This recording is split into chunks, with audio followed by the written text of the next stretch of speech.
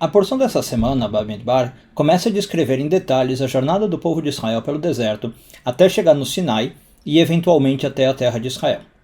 E a Torá conta pra gente que na hora de acampar, ou quando o povo ia andar pelo deserto, o povo assumia uma formação especial.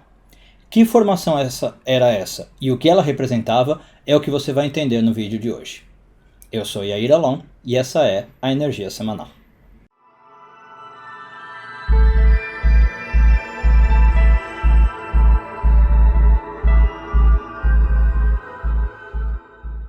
Muito bem, a Torá conta para nós que durante a jornada pelo deserto, as 12 tribos acampavam de uma maneira bastante especial. Elas faziam um quadrado ao redor do tabernáculo e ficavam 3 tribos de cada lado desse quadrado. Bom, dentro desse grupinho de 3 tribos, uma dessas tribos era designada como a líder e ela se tornava uma porta-bandeira do grupo todo. Ou seja, em cada grupo de 3 tinha uma tribo líder que era uma bandeira, tinha uma bandeira, um estandarte, e representavam as 3 tribos daquele grupo. A tradição conta para nós que as portas-bandeiras de cada grupo eram Judá, do grupo do leste, Reuven, do grupo do sul, Efraim, do grupo do oeste, e Dan, do grupo ao norte. Mas a Torá para por aí, e não dá mais detalhes sobre essas bandeiras ou o que tinha nelas. Felizmente, tem Ibn Ezra, um cabalista medieval, que conta para nós o que tinha representado em cada uma dessas bandeiras. Na bandeira de Reuven, diz Ibn Ezra, tinha uma forma humana, a figura de uma pessoa, relembrando as mandrágoras que ele trouxe para a mãe. Para quem não sabe do que a gente está falando, é um episódio que acontece em Gênesis, acho, que a mãe dele não conseguia ter filhos, ele traz a mandrágora para ela, que é uma flor afrodisíaca, que ajuda na procriação, e aliás o Ibn Ezra lembra para nós que o próprio florescer dessa mandrágora parece uma pessoinha. Então é isso que tinha ali na bandeira. Na bandeira de Judá, tinha um leão, porque ele foi comparado a isso na bênção final que Jacó dá para as 12 tribos. Na bandeira de Efraim tinha um touro, porque José, que era o pai de Efraim, foi comparado a um touro, na bênção final que agora Moisés dá para as tribos, não Jacó. E por fim, na bandeira de Dan, tinha uma águia. O Ibn Ezra não explica muito o motivo, tá? Eu não vou também entrar aqui nos detalhes, porque não importa muito para a discussão. O que importa é você saber que essas 4 figuras, se você conhece talvez um pouquinho de Torá, são exatamente as mesmas vistas por Ezequiel, e que a tradição chama de quê? Das carruagens, né? As merkavot divinas. O que são essas carruagens divinas? O Midrash conta para nós que quando Deus aparece no Sinai, ele vem acompanhado de 22 mil anjos, e que eles estavam divididos em acampamentos, cada um com uma bandeira. Isso é que são as carruagens, né? É quase que um arranjo militar para escoltar Deus.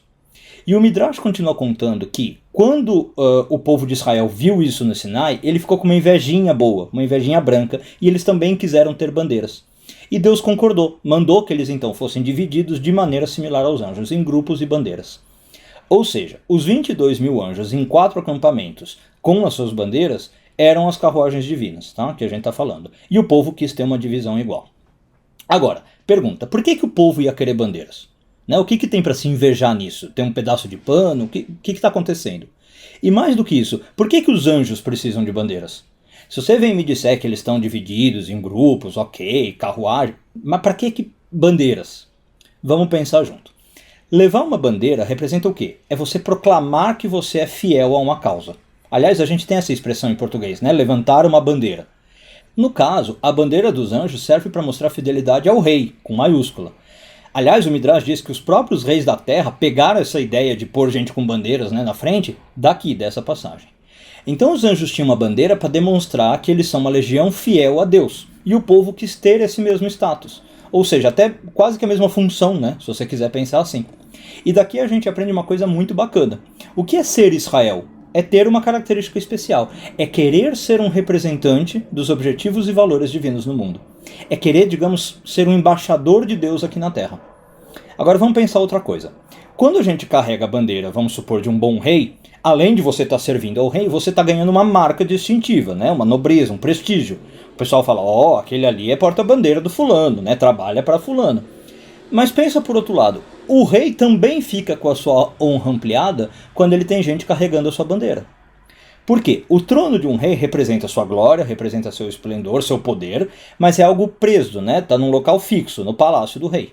Quando o rei tem carruagens e bandeiras, elas também mostram essa grandeza do rei, mas agora de um modo móvel. Aonde quer que o rei vá, ele é precedido ou acompanhado por seu séquito e todos ficam sabendo da glória do rei.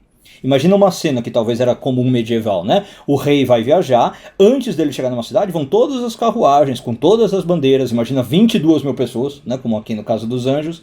E imagina a impressão que isso causava para o povo, né? Já sabia que o rei estava vindo, a glória que isso dá.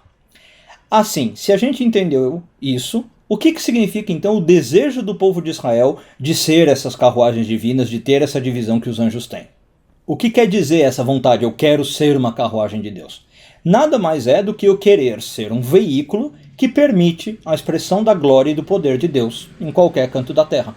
Isso é o que um verdadeiro Israel quer, né? Ele quer ser um embaixador. Esse, aliás, também é o significado das carruagens, se você já estudou a Kabbalah, que a gente atribui para as Firot. Por exemplo, a gente fala o seguinte, os patriarcas eram carruagens divinas, de Hesed, de Gevurah, de Tiferet, né? Abraão, Isaac e Jacó.